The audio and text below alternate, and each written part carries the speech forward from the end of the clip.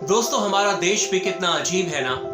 एक तरफ सुशांत सिंह राजपूत का केस तकरीबन 60 दिन हो गए हैं और आज भी किसी की गिरफ्तारी नहीं हुई है। मुजरिम बिल्कुल साफ साफ नजर आ रहे हैं, लेकिन फिर भी वो खुलेआम सड़क पर घूम रहे हैं। वहीं दूसरी तरफ हमारे देश ने एक ऐसे वैज्ञानिक को 50 दिनों के लिए काला पानी की सजा दे दी जिसने आज तक कोई गुनाह किया ही नहीं था।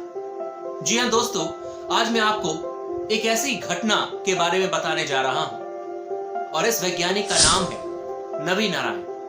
आपने भी शायद सुना होगा और अगर नहीं सुना होगा तो आज सुन लीजिए और फिर आपको पता चल जाएगा कि आजादी के बाद से हमारे देश ने कितनी तरक्की की है, खास तौर पर कानून के मामले में।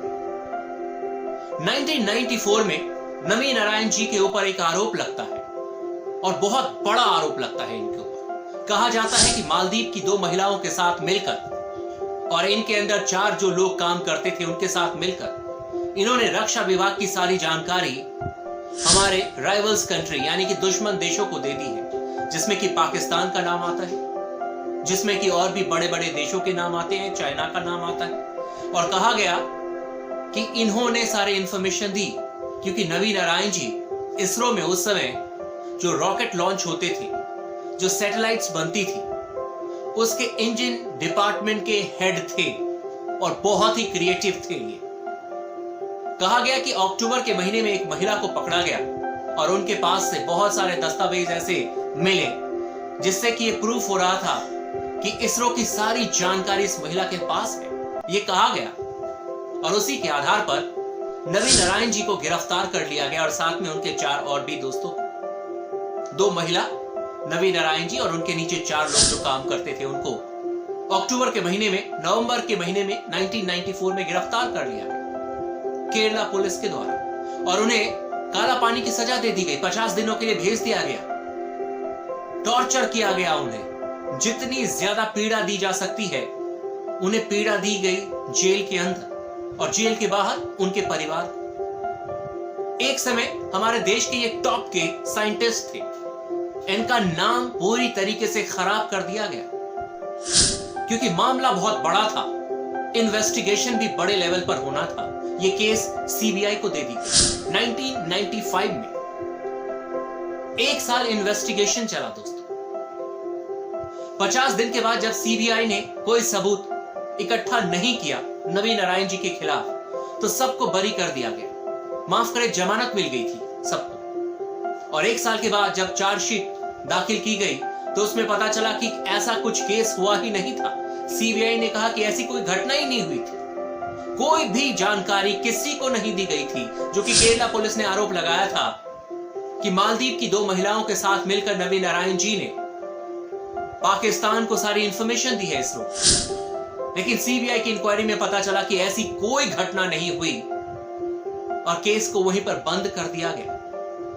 लेकिन पॉलिटिक्स देखिए हमारे देश की दोस्तों, और इसके पीछे क्या कारण हो सकते हैं वो भी मैं आपको आज बताऊंगा। इस वीडियो को आप अंत तक जरूर देखिएगा।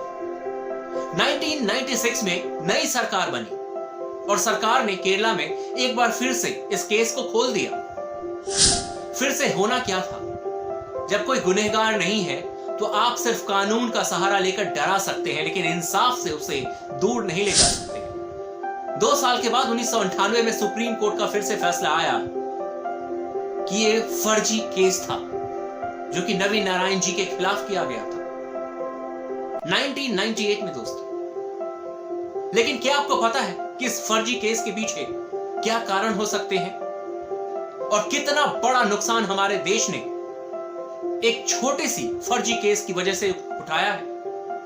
नवी नारायण जी बहुत ही क्रिएटिव साइंटिस्ट थे। 1991 में हमारे देश ने, इसरो ने रशिया के साथ एक समझौता किया था और उस समझौता के तहत हम 1999 में कुछ ऐसा अचीव करने वाले थे जो कि हमारे देश ने 2014 में अचीव किया है। जो हम 1999 में नवी नारायण जी के साथ मिलकर अचीव करने वाले थे वो इसरो ने 2014 में अचीव किया। यानी कि हम 15 साल पीछे चले गए एक फर्जी केस की वजह से। क्यों? किसने किया? किसकी गलती थी? चाहे गलती किसकी भी हो। लेकिन आज सबसे ज्यादा नुकसान हमारे देश ने झेला है इसका। 15 साल इसरो पीछे चला गया दोस्तों। कहा जाता है कि 1999 तक इसरो पूरी दुनिया को दिखा देता कि हमारे देश की इतनी ताकत है, लेकिन बाहरी ताकतों के साथ मिलकर कई ऐसे लोग थे हमारे देश के खुद ही इन्वॉल्व, जिन्होंने की नवीन नारायण जी को फंसाया और उसकी वजह से पूरा का पूरा प्रोजेक्ट कैंसिल करना पड़ा। और उसी प्रोजेक्ट पर दोबारा काम होता है। जो चीज हम 2000 या 1999 में अचीव करने वाले थे, उसे हम अचीव करते हैं 2014 में। 14 से 15 साल की डिले के बाद। यह है हमारे देश की हालात। और 2018 में सुप्रीम कोर्ट का फैसला आता है कि नवीन नारायण जी के साथ बहुत गलत हुआ। इन्हें पीड़ा दी गई, इन्हें प्रताड़ना दी गई, जिसकी वजह से इन्हें मुआवजा मिलना चाहिए। 50 लाख रुपए का सैंक्शन किया गया, लेकिन साथ में सुप्रीम कोर्ट ने कहा, माननीय सुप्रीम कोर्ट का यह फैसला था कि अगर वो चाहते हैं तो इससे ज्यादा मुआवजा की मांग कर सकते हैं केरला सरकार के खिलाफ। उन्होंने किया और अंत में सेटलमेंट हुई 1,30,00,000 रुपए पर। और उन्हें अभी चेक भी दिया गया है केरला गवर्नमेंट के द्वारा। लेकिन उनका कहना है दोस्तों कि वो पैसे के लिए नहीं लड़े थे, और ये बात बिल्कुल सही है। उनको पैसों की जरूरत नहीं थी। लेकिन आप जरा सोचिए कि एक इतने बड़े साइंटिस्ट का नाम खराब कर देना, जो हम अचीव करते 1999 में, वो 2014 में हम अचीव कर रहे हैं सिर्फ एक फर्जी केस की वजह से। कितना बड़ा ब्लंडर था ये हमारे देश के लिए।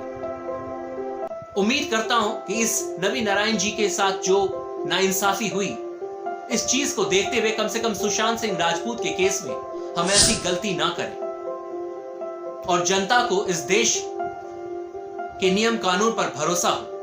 अगर आपको यह वीडियो पसंद आया हो दोस्तों, तो आप अपने दोस्तों के साथ शेयर कर सकते हैं और मेरे काम के प्रति आप कमेंट बॉक्स में जाकर मुझे फीडबैक भी दे सकते हैं। लेकिन उम्मीद करता हूं कि स्टोरी को आप पसंद करेंगे और ज्यादा से ज्यादा अपने दोस्तों के बीच में इस स्टोरी को शेयर करेंगे।